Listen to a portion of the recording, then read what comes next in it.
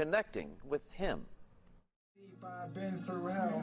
I managed to survive, so I got a story to tell. The songs only help start this conversation. Gather round. Michael Molthan is not a DJ, but he scoots up to the mic 5 nights a week. And I need some relief. To discuss topics that most people avoid. We talk about drug addiction. We talk about alcoholism. We talk about hurts, habits, and hang-ups. And he has firsthand knowledge from the life he lived. And we're going to create the illusion that it's holding this beam up. Molthan grew up in Plano. That's called an inset door. But made a name for himself in Dallas as a luxury home builder. I didn't want to build houses anymore. I didn't want to do real estate anymore. What he did was drugs and time. 27 mugshots over the last 5 years. 27 mugshots. I'm that guy. I'm that guy I thought I would never be. 5 nights a week, he's on 1190 AM. Hope. Because that's all we're chasing, man. And Facebook Live. We just want some hope. We just want to make it. Hoping his struggle connects with another addict out there. We had a person in Ohio that reached out, and a mom reached out to me, and she says, my son watched your show, and he just handed me a bag of heroin and 4 needles. After Danny and Hallie died, it became my mission to do something with the incredible pain and suffering that I was feeling. Terry Bentley Hill is a Dallas attorney who has been on Michael's show several times. Not to talk law, but how addiction exacerbates depression. Her late husband, Danny Hill, the district attorney in Amarillo, committed suicide in front of her. Then, tragically, 9 years later, Terry's youngest daughter, Hallie, took her own life as well. This is the catch. This is the hook. He talks about how his life has changed, how when he found sobriety, when he found the solution, his life has changed. I want to be really, really clear.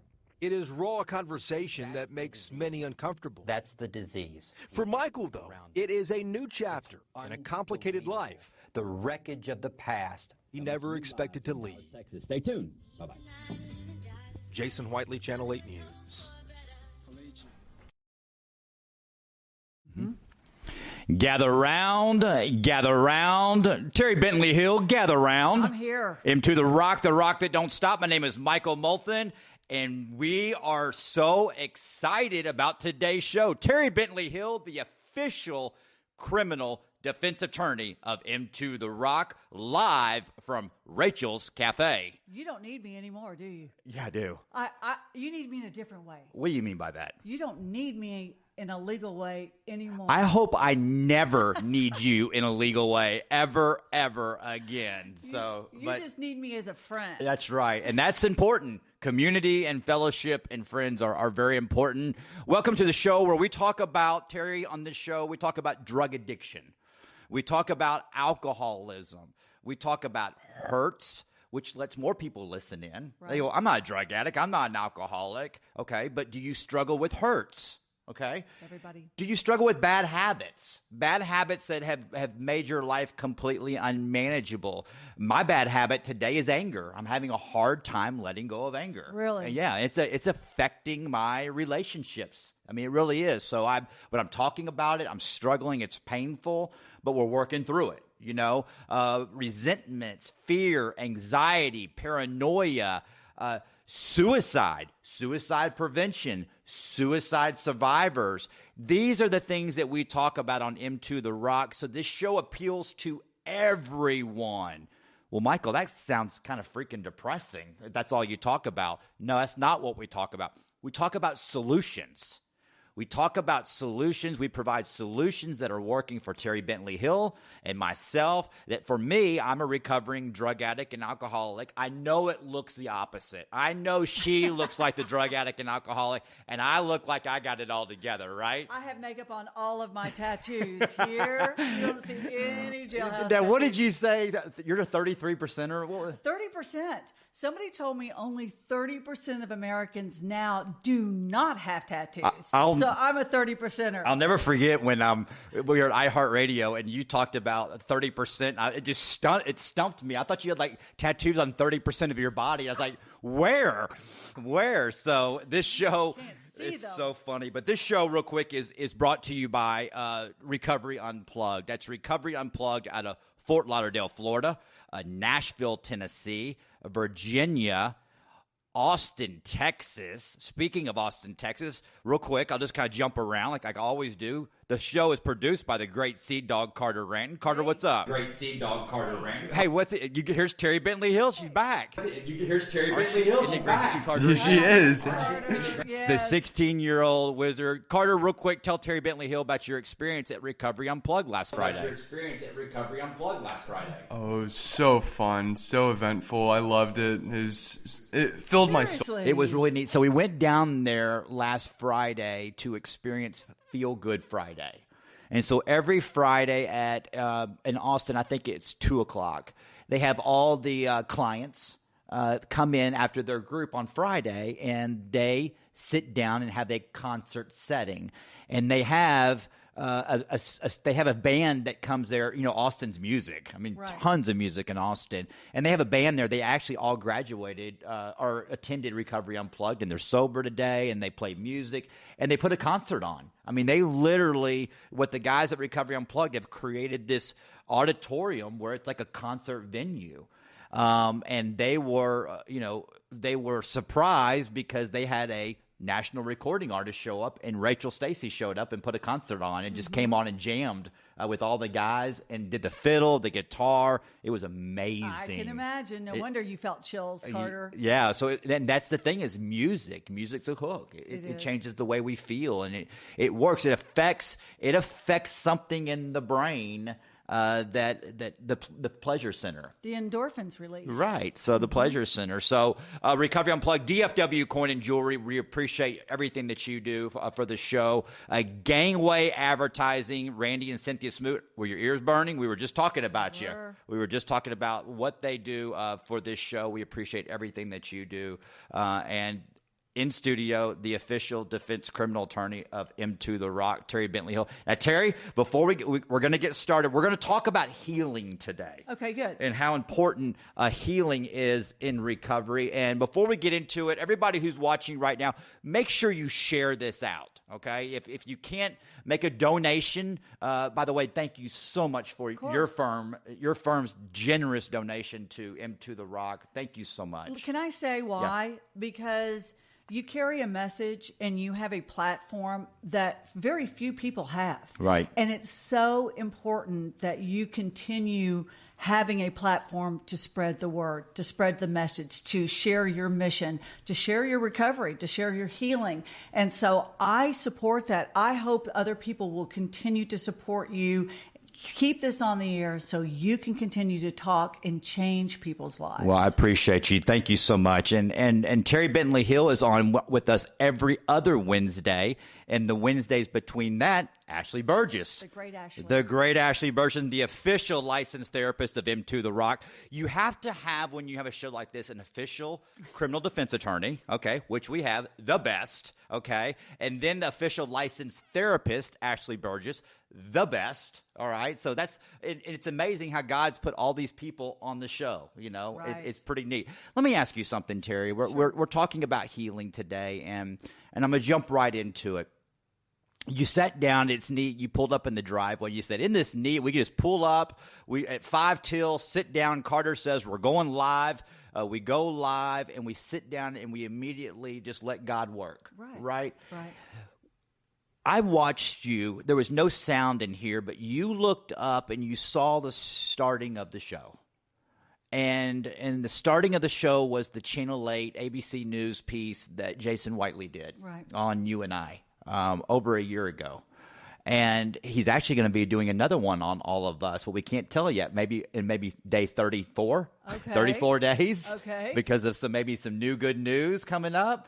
You see what I'm saying? Yes. Yeah. But as soon as that happens, he's ready. I've already talked to him. He's ready to go. He's ready to do a great story. But anyways, you saw a picture of your daughter. I did. You saw a picture of Danny. Yep. And how does that affect you today when you see that? Well, that's a great question because and also, but quick, and catch people up. We get new listeners and followers every other week, and you may be new to them, so kind of catch them up who you are. Well, I am a suicide survivor, and I have taken those experiences in my life. In 1995, after struggling with alcoholism and having really situations in his life occur that, for example, our marriage was ending.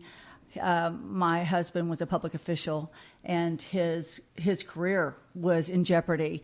He had kind of the perfect storm, as we call it sometimes, Michael, is when people are suffering from depression and then on top of that alcoholism, and then they've got these things that occur in their life. Oftentimes, if you've got suicide in your toolbox, sometimes you will use that tool as a solution to your pain. A temporary solution. It was a permanent solution for a very small temporary problem. Right. Gotcha. Okay. And of course, the problem with a lot of people who are suffering from depression is they have cognitive distortion. They have thinking errors. They cannot see past this very moment in this pain that they're in. They can't, and they think, unfortunately, that it's going to continue the rest of their life, and that's too hard. Okay, so oftentimes they will take their life, and that happened in 1995.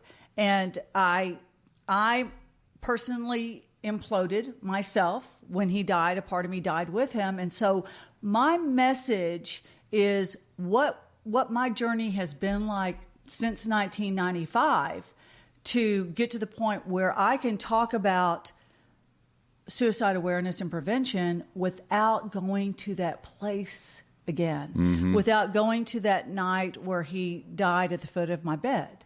But the main message that I share and the heartache that I share is that nine years after Danny died, my daughter, also my youngest daughter, who was 14 years old, she was suffering from depression, and she took her life. And oftentimes I tell parents, I heard this from a great therapist, and she said when she talks to parents and who are very depressed and are suicidal, she'll say, if you take your life, this is basically what you're doing. You are wrapping up a present, and you're putting a bow on it, and you're writing a message, and you're putting it in that package, and you are handing it to your child, and inside that present is a message that says, I am now giving you permission to take your life. Wow.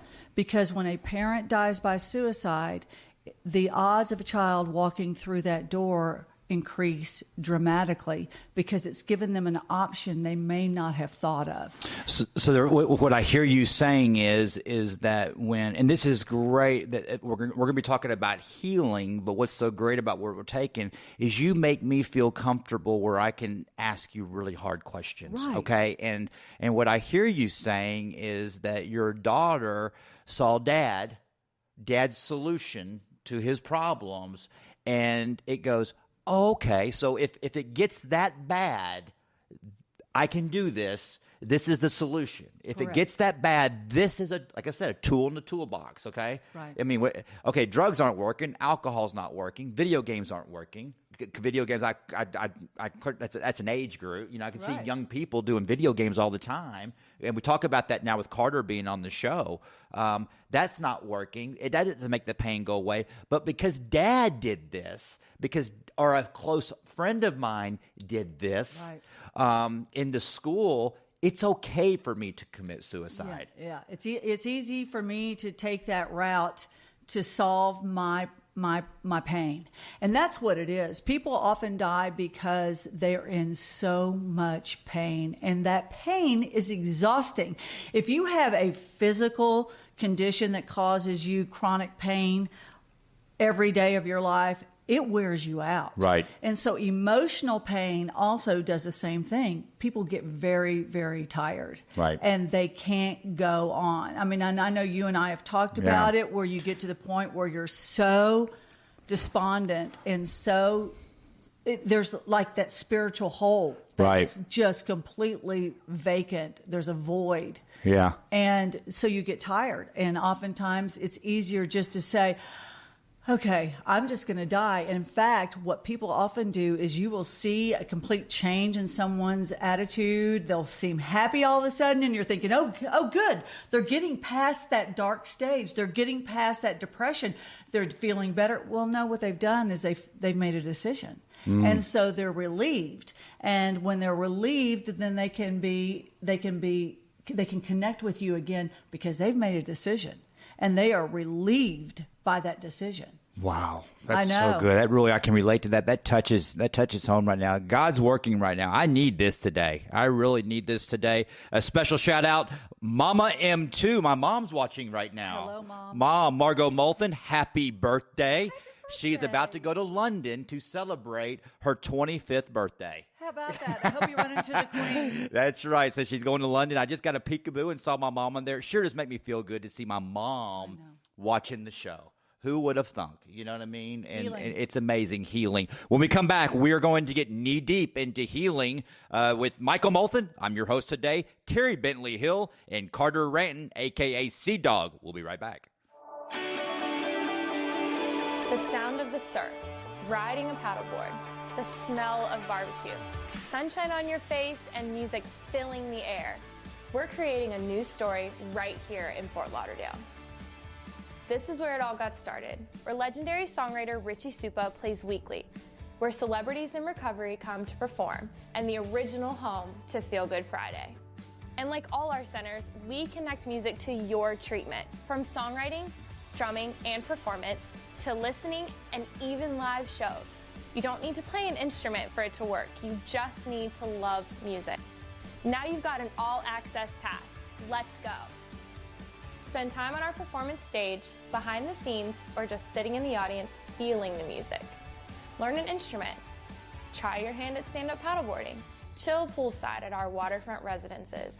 Embrace your zen with yoga on the sand. Where rock and roll hits the beach, you'll get clean for keeps. I've been to treatment 3 other times.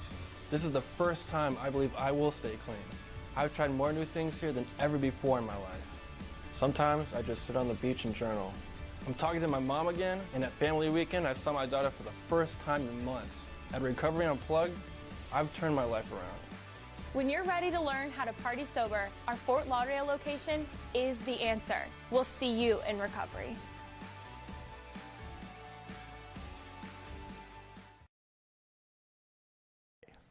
Welcome back. Welcome back. What'd you think of that commercial, Recovery Unplugged? I'm telling you. Fort Lauderdale, Florida. Yeah, beautiful. They're the real deal. So they're coming to Plano, Texas, Terry, and I am so excited. Andrew Sawson, Paul Pellinger, Dr. Barry, Blake, all those guys. You will be a part of the grand opening. Good. You and Ashley Burgess and Yvonne Crum. I mean, everybody. You're gonna be there, and it's going to be amazing. What they're doing. I know that Recovery Unplugged is having deep conversations with Rachel right now from a music side. So exciting stuff. And the lights are out. That's right. But we're home. You can still see us. We're home. So we're going out. So this show is brought to you by Recovery Unplugged. Welcome back. I'm Michael Molthan. I am your host today, and we're talking about healing. Real quick, Terry Bentley Hill, criminal defense attorney here in Dallas, lost her husband to suicide. And then 9 years later, yes, hear me out, 9 years later, lost her daughter to suicide. And Terry Bentley Hill is a suicide survivor and advocate, world-known speaker that goes out and speaks. And now we got a dog and pony show. I mean, we do. You and I do. I mean, it's unbelievable. We got the Care Breakfast Yes. that we're speaking at. Right. That's a huge deal. It's a huge I deal. am honored. Me too. I mean, the past speakers that have been at the Care Breakfast, and now they want you and me on there. We're going to wreck. I mean, it's going to be awesome. It's going to be so much fun. So we're talking about healing. And for someone in your personal experience, losing your husband, losing your daughter, and just recently, and I've seen you just handle this. I had dinner with your sister the other night at an event, we're at a table, and we talked about that.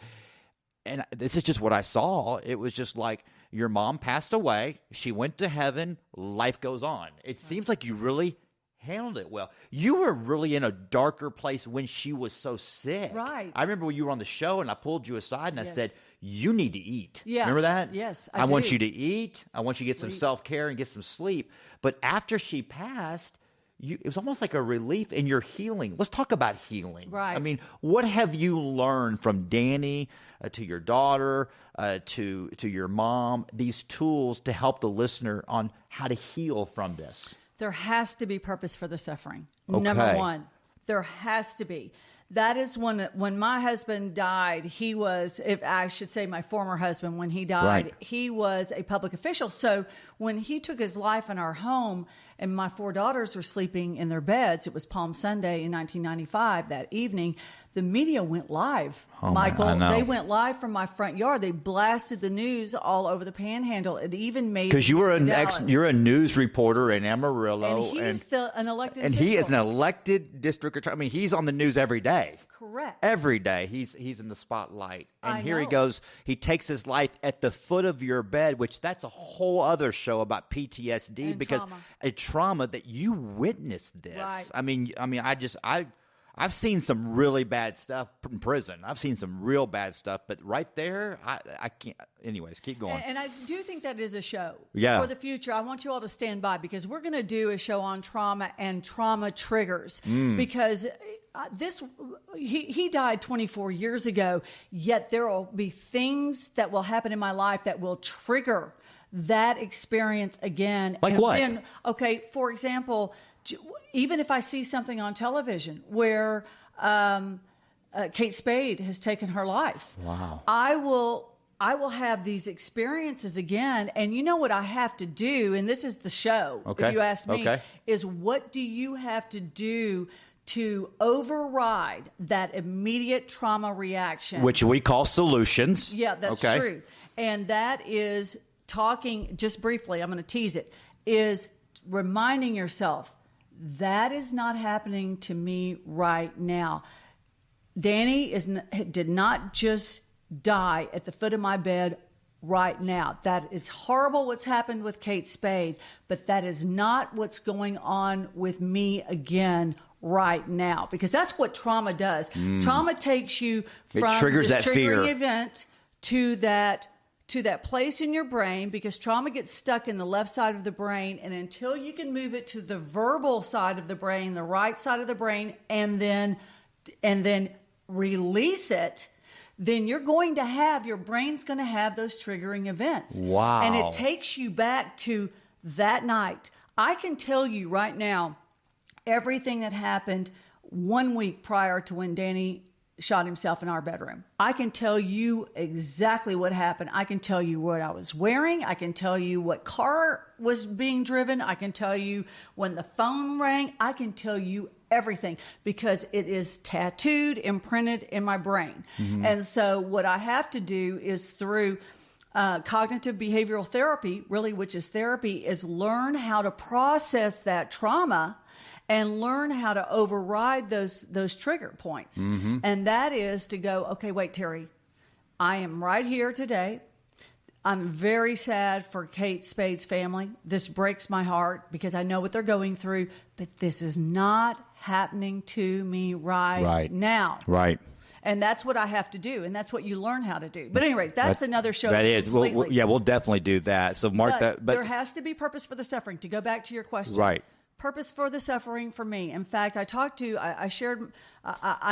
to an attorneys group because I'm very involved with attorney wellness because the profession, the legal profession, is in really, really dire straits. Because so attorney wellness is people trying, obviously, to get well from hurts, habits, hang-ups, drug addiction, without alcohol. a doubt. Okay. And stress and suicidal thoughts and everything, because if you think about the legal profession, it is unlike any other profession, believe it or not. It is an adversarial profession where I have got to always find your mistakes. And I've got to keep you from finding my mistakes. And so I can't be real honest with anybody around me because then I may reveal my mistakes or my vulnerabilities, and attorneys can't do that. So you think about that. We can never, ever, we have to be perfectionists and we have to be perfect. But guess what? All the perfectionists out there, you aren't perfect. Right. You can never be perfect. But it's the pressure that lawyers put on themselves. And what a recipe for addiction. What a recipe for lack of God. Yes. What a recipe for I'm going to be in control. I'm going to be addicted to power, ego, pride, grandiosity. And what a recipe for loneliness, and what a recipe for suicide. Bingo. Right. Gotcha. Wow. So your giving back is to these group of attorneys. So God uses Terry Bentley Hill, says, listen, this is what's going to happen to Danny. All right. Danny, I'm painting a picture. We've talked about this before. When Danny took his life, you immediately went through phases of anger, absolutely, rage, yep, isolation, paranoia, grief, guilt, shame, not even grief yet. Then grief is starting healing, right? Once I get to grief, which I'm learning tools on that. I mean, little things happen to me, and it's a major event, right, being just freshly sober. But once we get to grief, is grief the first? Are we starting to heal when we grieve? I guess healthy? Because grieving is a healthy word. Yeah, it is. But right? I would say that, any kind of loss will trigger grief. Yes. I mean, there's grief with any kind of loss. If you go out there and wreck that car, right, you have a loss. You may grieve that. Right. I know a lot of people do that. Right. And people with animals, when those animals die, mm-hmm, and that is a loss that is almost second to none. Right. People will begin grieving, and they may sometimes go to a very dark place in that first stages of grieving. But then the grieving is it's just a process. And so grieving can be definitely a sign of healing. Okay. But to get back to what we were talking about is that someone came up afterwards, a lawyer came up afterwards and said, wow, you've got a very powerful story and you tell it very powerfully. Yes, you do. And he said, how does this make you feel when you do this? And I said, well, what this does for me is part of the healing process for all of us is helping others. Come on.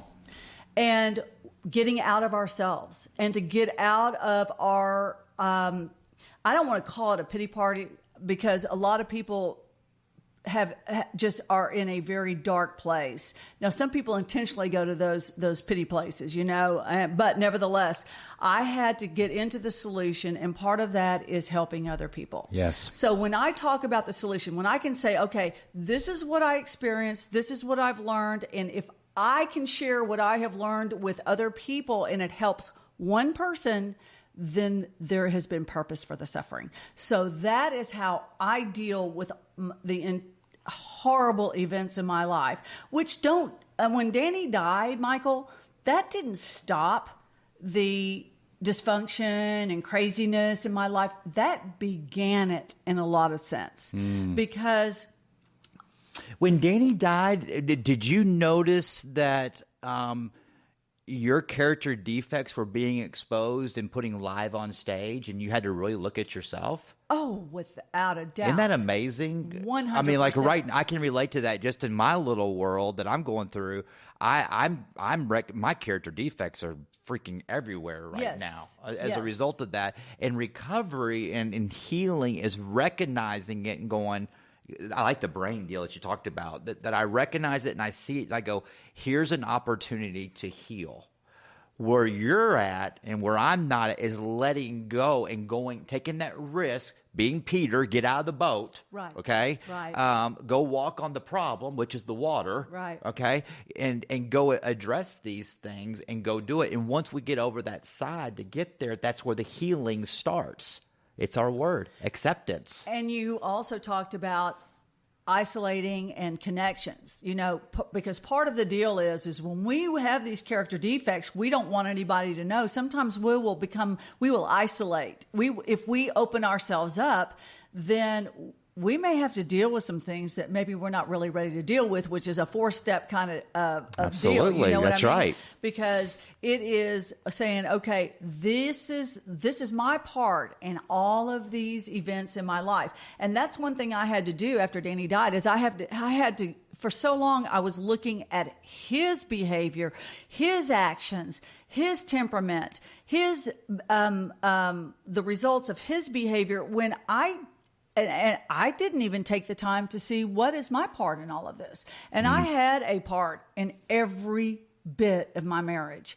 And so when he died, it was like, oh my gosh, that mirror came right up here. And I had to look at Terry Bentley Hill and I had to go, I have to look at this or I'm going to be sentenced to a life like this for the rest of my life. I'm going to make a choice. I'm either going to deal with my character defects, I'm going to deal with the things that brought me to this place in my life, or I'm going to continue repeating this behavior over and over and over again. Wow. And one thing that when I went into my peer support, 12 support group, they said, I'm going to tell you something. If you do not do something about you will walk into a room with 500 men in it, Terry. There'll be one alcoholic in that room, and you will make a beeline to them because you will go straight to that type of personality, that whatever that energy is, with 500 men who are not alcoholics and one that is, you will find him. So I thought, I've got to do the work. Michael Molthan, Into the Rock with Terry Bentley Hill. We'll be right back talking more about healing. This is a great show.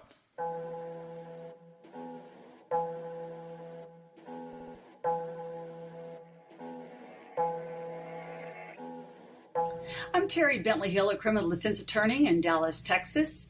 Some of you all might recognize me as Michael Molthan's official criminal defense attorney. Tune in weekdays to hear Into the Rock talk about his experience, strength, and hope. His story is unbelievable. It will never bore you. You will be quite entertained. This is M to the rock, you don't stop. The show start on a weekday right at 7 o'clock. Mad Miles in the booth, we got Johnny on sound, Coach Julie the boss. Welcome back. Carter, did I just see you yawn? How could you? Dude, it's summertime, so Carter was out till 11 o'clock last night.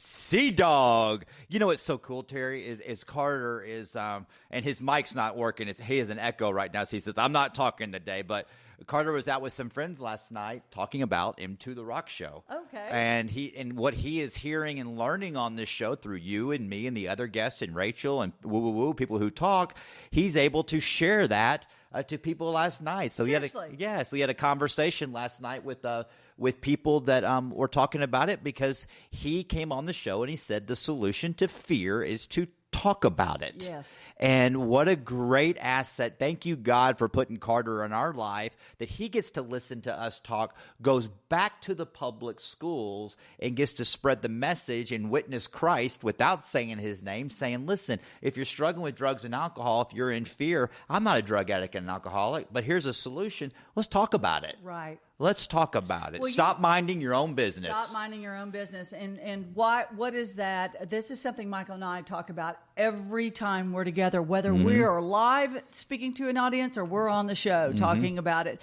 Stop minding your own business means that we as a community need to care about the community. Right. So when you see someone who is struggling or hurting or needing help, instead of minding your own business, instead of just saying, oh, that is not mine to deal with, they'll take care of it, whatever, we, out of kindness and compassion and out of caring, you go into their world and say, are you okay? I mean, that's as simple as it needs to be. Are you okay? When I walk down the halls of Frank Crowley Courthouse, the Dallas County Courthouse, wow, it is the criminal courthouse, and it's not a happy place. No. And you know what I'm talking about. Yes, I do. You know that feeling inside of you when you know that a judge holds your freedom in their hand, his or her hand. And I will walk, I'm an attorney in that courthouse, and I'll walk by people who are crying in the hallway, and you know what I will never do? I will never pass them and not ask them, are you okay? Wow. And when I do, you wouldn't believe how they light up because somebody saw them. And that's what we need to do, not even for people in a courthouse where it is a very sad situation. It is in a bus station. It is on a street corner. It is in your church. It's in your school. When someone is struggling, if you see them and you speak to them and you acknowledge them, what you do for them is unbelievable. And oftentimes, especially if someone is suicidal, Michael. Oh, my gosh, yeah. It can relieve suicidal pressure if you just say, hey, are you okay? Are you thinking of hurting yourself? Because this is what I see. You're isolating. You're not doing the things that you used to do. You are saying you don't have any friends, that nobody likes you. In other words, speaking the language of depression, the all or nothing words, the catastrophic words, everybody would be better off without me. Those are words of a person who is depressed. And at that time, you lovingly, without judgment, just say, are you okay? And what it is we talked about on the show too in suicide is buying time. Yes. You know, can we buy some time with someone, because time is so valuable, and what we're trying to do in a suicide situation is literally get somebody out of self and in the now for 1 second. Exactly. That's really what it is. It's a great point. Because when I'm in my dark places and the disease is active and I'm in my head alone and all I'm thinking about is me, everybody around me is affected because all I'm thinking about is me. You know, and so it's toxic. So when someone talks to me and gives me a glimmer of hope for 1 minute, I can literally breathe. Getting just to someone to breathe can buy them some hope. So when you're passing someone, say hello to someone. We never know who we're going to affect by doing that. And I've seen you do that in the courthouse, and I've seen you did that. That's how we met. Right. You know, when I was just freshly out of prison and I walked into an event, you weaved through a lot of people. You came straight up to me and you wanted to meet me. I did. And it helped me. Yeah. Because it made me feel like I was accepted and I was a part of. Okay, I have to tell you all what this was like. So here's Michael, and I walk up. Hello, I'm Terry Bentley Hill. You know, we have this common friend, Danny Campbell. He wanted me to meet you. And Judge Bennett. And Judge Bennett, yeah, it's true. Judge Bennett is a district court judge, criminal court judge here in Dallas County. And so I go up to Michael and I said, Michael, you're at a suicide crisis center event. The reason why I'm here. And I started telling you a little bit about my story. And he said, wait, now let me tell you why I'm here. Right. And so we were able to do that with each other. And when you know, we bonded instantaneously because you were in the solution. I wanted to be in the solution. And we had a common goal. And that is to help ourselves and help other people. And the way that we help ourselves is helping other people. Without a doubt. So, and that's what's so amazing is that, you know, we've been on the air for 38 minutes. Okay. I feel so much better than I did 38 minutes ago. Yeah. And the reason why I felt the way I did 38 minutes ago, because all I was thinking about was me. Right. That's all I was thinking about was me. Pour me a drink. Or pour me. Hey, you know what? My best friend committed suicide. And you know what? If he can do it, I can do it. Mm-hmm. Because he's at peace right now. You know what I'm saying? That's where the disease starts going, and that's not God's purpose. Yeah, and I always talk about my friend Kevin Hines, who jumped off the Golden Gate Bridge, and many of you all have heard me tell this story, but one of the things he said is that oftentimes when he had suffered from bipolar disorder for quite a long time, and he was only 19 years old when he decided to jump off the Golden Gate Bridge. Mm-hmm. And he said oftentimes when someone has decided to die by suicide, they'll make a pact with themselves. And if this happens today, I won't kill myself. I might kill myself tomorrow, but I won't kill myself today. Yeah. And his pact was, if one person asks me if I'm okay, I won't jump. Well, nobody did all day long. And he goes through that whole long story of encountering all these people. And nobody asked him. He's crying, sobbing the whole time. Nobody said, are you okay? He ended up jumping, and he's one of 43 people to survive jumping off the Golden Gate Bridge. But one of the things that is so important. Is that a tattoo? Can I do a tattoo? Yes. survived jumping off the Golden State Bridge. Can you believe? Golly. I didn't mean to get you off track. Keep going. No, but the thing, and you touched on this earlier in the show, is the minute this young man jumped, who had been suicidal for so long and was so tired of living and thought he would get some relief, the minute he jumped, he regretted it. He regretted it, and he wanted to take it back. And so I remember that so clearly. What you're talking about, getting people to pause. Sometimes that pause is what can save a life. And you know what? Okay, so this really goes into he jumps, and right when he jumps, he regrets it. Ready? Right when I take that first drink, I regret it. Is that right? Yeah, because I think that's the solution. My brain's telling me this is the solution. This is going to change everything. But I know that's not the solution. But the solution is to go do this. I don't want to do it that way. I want to do it my way. Right. So right when I take that first drink or drug, knowing that I'm on probation, knowing that I can go to prison, knowing that I can lose everything, it's never relief. So that first drink is regret. So now guess what I do to make that regret go away? I drink more. Right. I want that to go away, okay? I can relate to this now. He jumps off, okay, all the way to the point. Now tell me if y'all can relate to this. All the way to the point as an unresolved fear that turns into resentment, anger, and rage, that I'm bottling stuff up, and I say stuff to Rachel, and right when I say it, I regret it. But I think when I say it, it's going to change the way I feel. Exactly. I think it's going to give me relief, but it doesn't, and I regret it. And then I get stuck in this rut of, we haven't been getting along for 2 months now because of an unresolved resentment that has nothing to do with us. You see what I'm saying? Yes. And that's the regret. And that's the transparency of what I'm giving y'all here, is so it can help people. And I'm sure a lot of people can do this, okay? And they're not alcoholics and drug addicts. You're not. Right. You're on the other. You're a normie. And you know what? People do that with food. Yes. Because when they have an emotional reaction to whatever they're feeling and they think, okay, well, I'm going to go have whatever that is to eat. And they take that one bite and they may regret it. And they think, well, I've already blown it. So now I'm going to go tear my pantry up. Yep. And they will eat until Yep. that pantry is complete. Right. It's the same Yeah, thing. it's the same thing. Infidelity. You know, you go. I mean, you go and I'm getting deep here, guys. I mean, you go. A guy will go. You know what? I'm gonna change the way I feel. She's not doing it the way I want to. I'll show you. Right. I'll show you. And I go out and I cheat on my wife, and it's regret because I'm guilty of that. Not now. I'm not now. I'm Yeah. good now.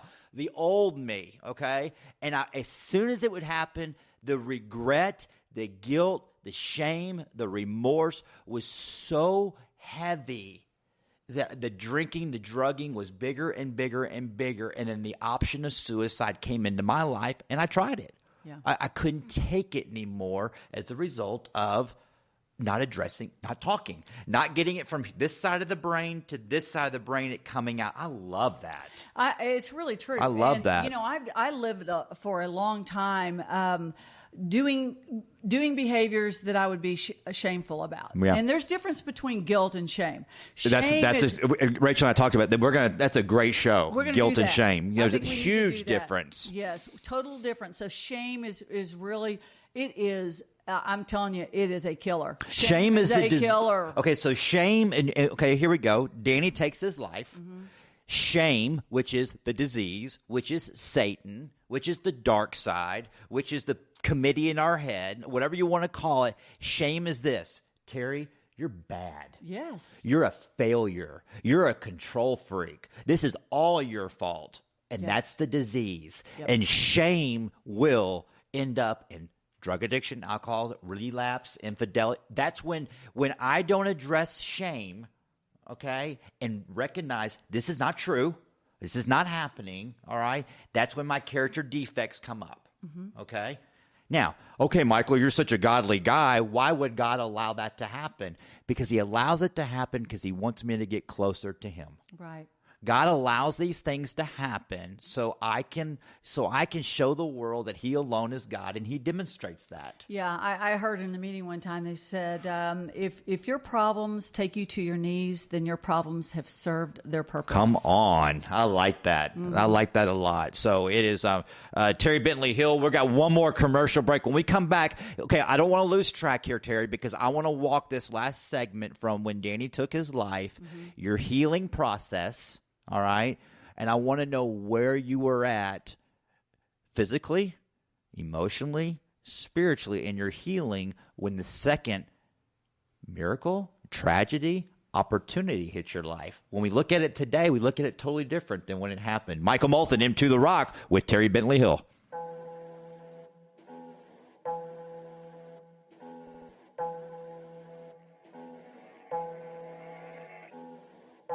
I'm Terry Bentley Hill, a criminal defense attorney in Dallas, Texas. Some of you all might recognize me as Michael Molthan's official criminal defense attorney. Tune in weekdays to hear Into the Rock talk about his experience, strength, and hope. His story is unbelievable. It will never bore you. You will be quite entertained.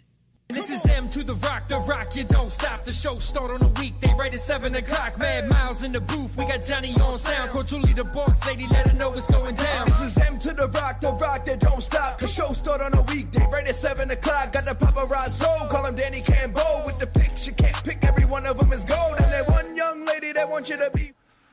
Welcome back. I tell you what, we just need to go commercial free because y'all just missed. We keep going. I know. When we're in commercial, we keep going. You know, and it's good stuff. And my name is Michael Molthan. I'm your host today on M2 The Rock, where we talk about drug addiction, alcoholism, hurts, habits, hangups, resentments, transparency. Transparency is what you have right here. And that's why I have a bond with this lady so much, because it's transparent. You and a couple of Cynthia Smoot, Yvonne Crum. I have a very small group of women that are normies that I feel safe with. Right. You know, and it's neat that I get to talk about it, and that's what I want the world to see. If you're a recovering drug addict and alcoholic, she's safe, okay? Well, and I think the three people that you mentioned, and I'm going to include myself, Cynthia, and Yvonne, is that none of us, we're not in the business of judging you or anybody else. We are all flawed, hurting people who are trying to get better. Right. And so I think you feel safe with us because we are not judging anything that's going on in your life today. Right. We talked about anger today. You know, I remember being so angry after Danny died. I mean, I was really angry at everybody and everything, and I was naming all these people in my life who had done me wrong. Oh, come on, you're helping me now. Yeah, and I had this rage and this anger, and I remember somebody in the program said, well, how's that working for you? Who's the common denominator here? You're the common denominator. Right. And I didn't like that. Right. Because I Step felt one. justified. I felt justified in my anger. But they said, well, how's that working for you? What is that giving you? Now, there are times, though, I have to say that anger gives you energy that you need to have, Michael, that there are people who I've witnessed to, talked to, tried to help along, especially after they may have lost a child to suicide or lost a child in some other way or a loved one, and they'll just be so angry. And I'm like, that's okay, because sometimes you have to have that anger because it gives you that. You may be grateful for the anger because it gives you energy. Right. And you need that energy or you may tank. Right. And so... Well, I think anger here, too, and here's what's different. I'm glad you brought this up. What's different now? That's a question that was always asked to me, that when I would get released on all these different times I would get, people would ask me, okay, what's different now? M2. Okay, what's different now? And I couldn't answer it, okay? What's different now in my life today is I do have a relationship with God. Right. I'm talking to God daily. Right now, behind the closed doors, it doesn't look like it. It doesn't feel like it. And I'm angry, but here is the good thing. I recognize it, okay? I recognize it. And my solution is not drugs or alcohol. Mm-hmm. My solution is not suicide. My solution is not any of that. My solution is I hear God saying it. God is speaking through you right now, this show, helping me. Mm-hmm. You are helping me so much today. And it's letting go, because I don't ever want to go back to that dark side again. Right. But now that God is running my life, anger feels different. It's just a different feeling because I'm not alone. That's the deal. I don't feel alone anymore. When I'm alone, which is me and anger, that's not good. No, for anybody. That's not good. But what does it look like to not be alone with anger? Terry, I'm angry. I need some help. Right. Okay, that's how God works. That's how God works. You know, God put someone in my life to help me with this anger. You know, I don't want to be this person again. And I rework for these steps. And when someone says, well, just go to meetings, call your sponsor, go work the steps, go help another alcoholic, that's not giving me relief right now. And I don't know why. Yeah. You see what I'm saying? Yes. So it's a process, and I just hope there's no dead bodies around when I'm done. Yeah. You know, because I'm joking, but that's where the pain goes. Healing. So I'm healing, okay? And through this, my faith is getting stronger. When you lose Danny and you build up to where were you at spiritually? Could you say that were you where you were at today before you lost your daughter? I make no bones about it that the only way I survived the first suicide is because God showed up big time in my life. Yes. And because I had finally gotten to the point, especially as a codependent, as we've talked about, where I was trying everything I could do to manage and control the situation, and why I couldn't get this man to stop drinking, and if only to stop drinking, we'd be fine, etc. And all my crazy behavior. When I finally said, help me, help me, I can't do this. It's surrender. not working. Complete surrender. Total surrender. God showed up big time in my life. And one of the ways that the way he showed up the most was he brought a lady into my home the morning after Danny I remember died. this. And she said to me, you need to write a gratitude list.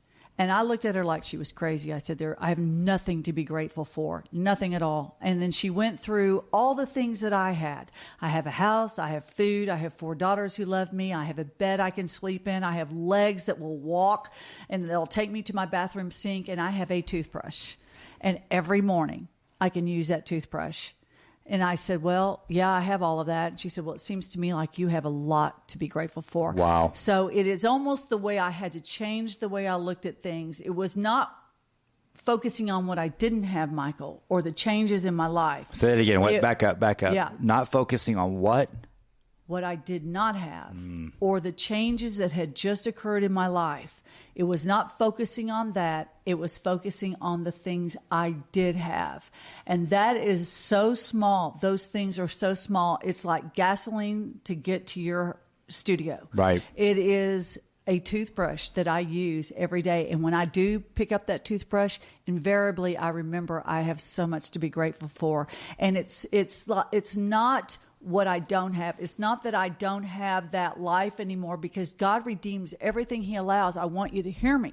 God redeems everything he allows. I have met a man, my husband, Tom Crumpets. We don't talk about him enough. He is so awesome. This guy is so awesome. We need to bring him on the show. Does he get tired of Danny this, Danny that, Danny this, Danny that, Danny this, Danny that? You would think. Yeah, but he doesn't. He doesn't. He just. He knows that's part of the deal. He knows that's part of my healing and part of my message and part of my mission. Love that dude. But you're right. Danny gets way too much damn attention compared to what Tom Crumpets should get. Yeah. Because Tom is the rock and the love and the partner that I have in my life that I am so grateful for, that God brought this man into my life. And and it had nothing to do with me.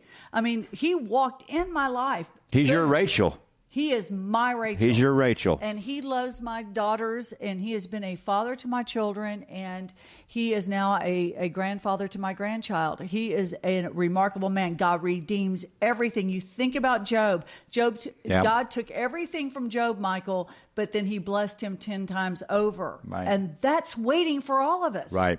You got to believe it and hold on to it. If you're in recovery, a suggested reading, if you don't believe in God or Christ, and if you like to read, go get the Life Recovery Bible, the New Living Translation. It's the Bible I always talk about, because I wasn't a believer until I read it. But you can also relate. I mean, I have a lot of friends that are atheists that are in recovery. Okay, and I love them. Okay, and I love them. I give them a hard time. I said I don't have a clue when you're throwing up at the toilet. Okay, in an overdose. atheists. What do you say? And I said, oh, God, when I was throwing up. So what does an atheist say? But I love these guys. And but check this book out because it's neat. Read it as a story. It's great. Because it is the never-ending story. And, and I talked to someone who is in recovery just yesterday. Right. And he was telling me that, you go to church to hear about the miracles. Come on. You go into the rooms and see the miracles. Right. Because when people get up and tell their story of recovery, you know that there's a God. Right. You don't have to say God's name and you don't have to say Jesus' name. But when you hear the recovery and the stories and the miracles, that you know there's a God. Right. So we're talking about healing, and I want to wrap up something because there's a story that you told, and I want you to tell this story to end the show. Okay, we may go just a little over, but it's worth it. Okay, and I want y'all to listen to the story that Terry. She didn't even know what I'm about to say yet, but this is one of the stories that brings so much healing to a group. And I want you to tell the story. Carter, hit that light real quick. Can you push that button to make sure we got this thing lit up? Because I want everybody to hear this and turn it down. We've got a light that's there. You go. You told a story about Tom chased you up and down Interstate 35. I love when he says that. And I always say, well, I went to prison up and down Interstate 35. But I want you to tell the story of the day that Tom sat down with your family in the flashlight. And how much healing and hope that brought to your family. Well, for the first 7 years, we dated. And Tom lived in Austin, I lived in Dallas. And one of the things, my girls were not thrilled about having this man in our lives. Right. Because this is not daddy. No. Right. He represented someone they didn't have, and they wanted their dad. Right. And so Tom had said, Terry, I love you, and I know you love me, but we're not going to get married until these girls are okay with this, that they're on board with this. And so it took 7 years for everybody to be okay with this. That's a magic number. Yeah, 7 years. 7 years. There you go. So the day that he asked me to marry him, this is the way he did it. It was Christmas morning, and he had wrapped up these little packages that were about like this, and he put one in for my oldest daughter, second daughter, third daughter, fourth daughter, and for me, and one for him. So there are how many batteries is that? 6 batteries, right? Right, okay. right. Gotta count here. Okay. I'm a lawyer, not an accountant. Anyway. That's right. Well, you need to know your numbers. Am I signing for 6 years or 7 years? 6 batteries, okay? And so what he does is he pulls out this police flashlight. Police regulation, those long, the real long black flashlights, the magnums, exactly. Those big magnums, yeah. And he unscrews the bottom, and he says, "This flashlight represents this family." And he said, "And it takes batteries to make this flashlight work." And so he said, "Katie, can I have your unwrap your batteries?" And she unwrapped them, handed it to him, and he put it in, and he tried to turn it on. He said, "See, it doesn't work." Then he went to Lizzie, went to Bentley, he went to Hallie, and he kept putting those batteries in there, and he said, "See, it still doesn't work." Then he took mine, he put my battery in there, again, didn't work. But then when he took his, and he placed his in that flashlight and screwed that bottom back on and turned that light on, and it illuminated, he said, "See, it takes every one of us to make this family work, just like this flashlight." Wow. Now, how about that for a proposal? I'll tell you what, that's a pretty smooth. Well, I proposed on the air, but there wasn't nothing like that. And I actually thought of that story before I proposed, but that's healing. Oh, my gosh. That's healing because I can imagine when this was all going and happening, nobody was thinking about the future and being anxious. Nobody was thinking about the past, feeling guilt, shame, and remorse. They were right here, right now. And Tom, you smooth, Tom. I know. Oh, he's a smooth dude, man. But he's got game. But that is a great story of healing. So what I got out today, and as far as healing, is to heal is number one. I got to get honest. Yes. Okay?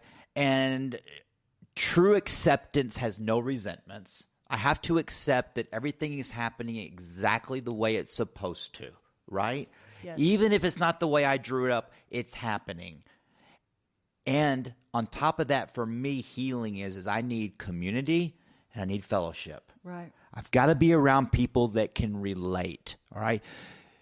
family, you may be healing from no more alcohol, no more drugs. Okay, you may be healing because someone did you wrong. I want to challenge you: get surrounded by community and fellowship. All right, not one battery made the light go on. It was a lot of batteries that made the light go on. It was a community. It was a fellowship that turned the light on. Right. And as our light goes off. But that's what was so powerful about that story. Every other Wednesday, Terry Bentley Hill, I want to challenge y'all to go out, like her page, go to her website, check her out. If you're local here in Dallas, you need a defense criminal attorney, right here. Right here. So check her out. And if you're struggling, please reach out. Suicide Crisis Center phone number. What is that again? Do we know? 214, yes, 214-828-1000. 214-828-1000. 214-828-1000. If you go to bed tonight and the thought says, I hope I don't wake up tomorrow, call that number. Absolutely. That's how detailed we have to be about this disease. All right. So everybody who's watching today, before we end the show, right now, before we go off, I want everybody to hashtag, how do you spell Hallie? Hallie, Hallie. Hashtag Hallie, Hallie. And why do we do that, Terry? Because you've got to say the name. And if you have lost a loved one, hashtag their name. I want to see every one of them. Please, it's a community. I love you. I feel you, and you will heal. Terry Bentley Hill, I got 3 words. Tell me. I got 8 letters. Tell me. And it's got one meaning. Yeah. I love you. I love You've you. helped me so much today, and we will see you you're going to the Bahamas when you get back from the Bahamas. I know. Can't So wait. y'all have a great day. Share this out. Good night.